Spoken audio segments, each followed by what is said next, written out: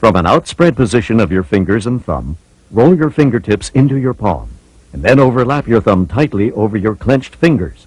The tip of the thumb extends to the center of your middle finger. One of the best ways to learn to power punch is to use your hips. To do this, tie a string to a piece of paper and hang it from the ceiling to about chest height. Stand about a foot away, with both of your feet parallel to the paper. Keeping both loosely clenched fists in front of your chest, elbows hanging freely at your sides. Bend both knees slightly and twist your body back and forth, pivoting on the balls of your feet, letting your hips initiate the rotating motion. Simultaneously, as your body is rotating, raise your elbow to your shoulder height just in time to apply an elbow strike to the target. It is very important that your hips rotate slightly ahead of your shoulders to obtain maximum power. Once you feel comfortable with this exercise, step back about 2 feet, use your fist, keeping the same body position with good balance.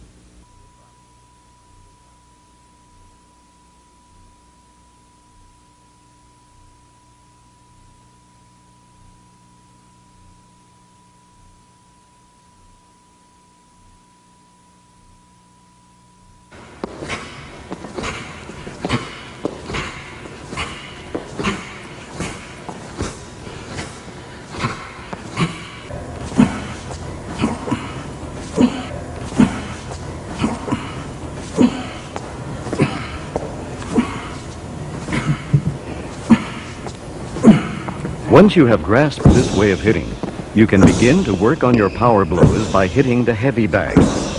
Facing the bag, bend your knees slightly, rotate your hips, and your weight should shift toward the front just before you throw a punch. If you can master this punch with the right timing by rotating your hips, you'll have a punch much more powerful than a jab. Remember to punch through the bag instead of just the surface.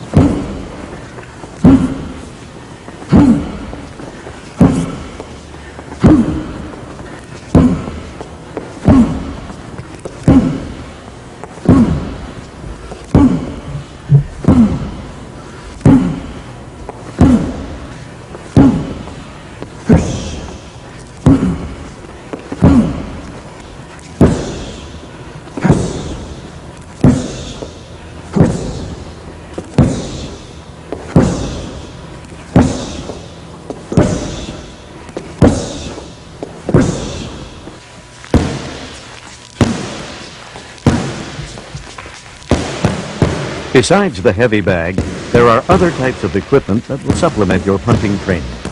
The focus pad is ideal for precision punching and increasing your speed.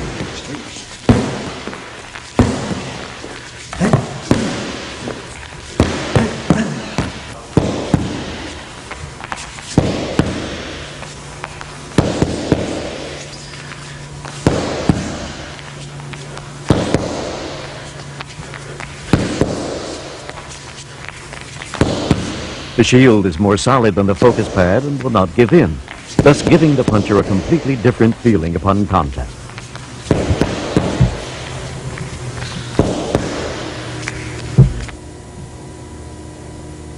The punches are not thrown from the hips in JKD, but from the chest. The delivery should be straight and not with a twist of your hand.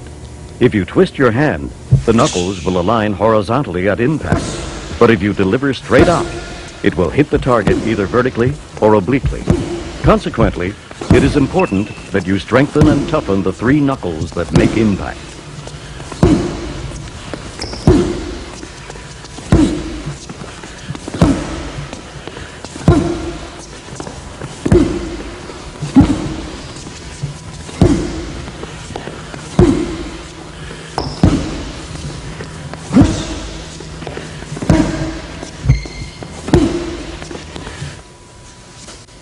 One of the most helpful tools that you can incorporate in your training schedule is the round steel cylinder.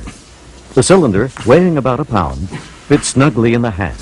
You can quickly improve your delivery of punches by taking advantage of this exercise. Holding a pair of these cylinders in each hand, stand with your feet parallel and punch directly in front of your nose several times. The idea behind this is to develop the snapping or whipping blows. If you keep your body and arms relaxed, you will notice that your punches will automatically snap back at the end of your delivery. As you punch, the heaviness in your hands help you develop speed and power in your blows. After a while, you will learn to punch with heaviness in your blows, even without the weight. The secret behind this is to concentrate or pretend that your empty hands still contain the cylinders as you throw the punches.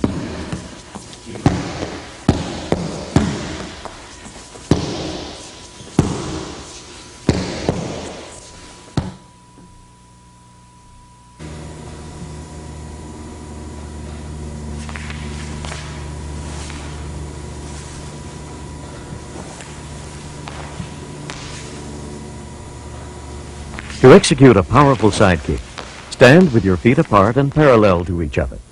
Lift your right foot about 12 inches from the floor as you balance on your left. Stomp your right foot straight down with force and let it snap upward about an inch from the floor. Like punching with the flowing energy, here again you should concentrate with heaviness in your foot. For the extra power, twist your hips just an instant before the full extension of your leg, so it gives you the twisting force in your kick. Then snap your foot at the full extension for the whipping effect.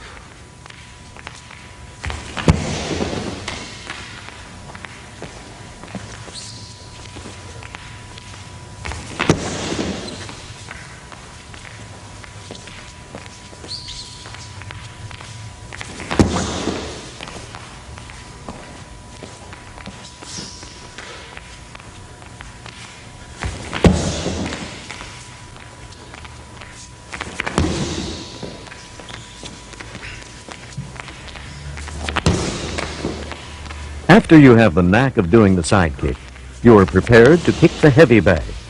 From the on-guard position, do the forward burst and aim your blow directly at the center of the bag. At impact, your foot should land horizontally on the bag, not obliquely. The sound at impact should be a loud, cracking thud like a whip if you have kicked through the bag and snapped your foot at the end. If there is more push than hit, the sound will be a weak thud. In both kicks, there is force exerted, except the hit will do the damage and the push will just knock the opponent down innocuously.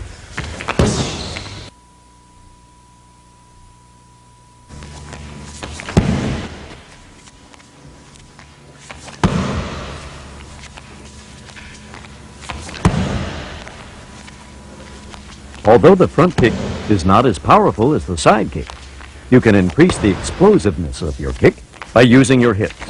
Instead of relying only on the snap of your foot from the knee, try jerking your hips forward just an instant before contact. Timing of this movement is very important and difficult to do, but by using your body instead of just your leg, you can add much more power to this kick.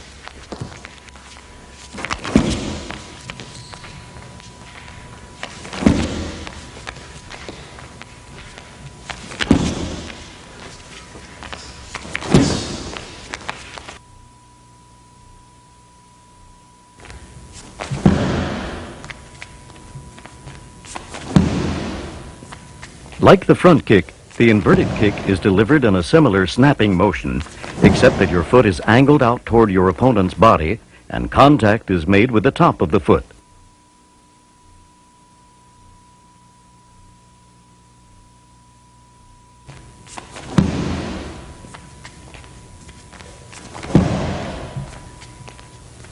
Opposite of the hook kick, the inverted kick can be targeted to the legs, the groin, and the head of your opponent.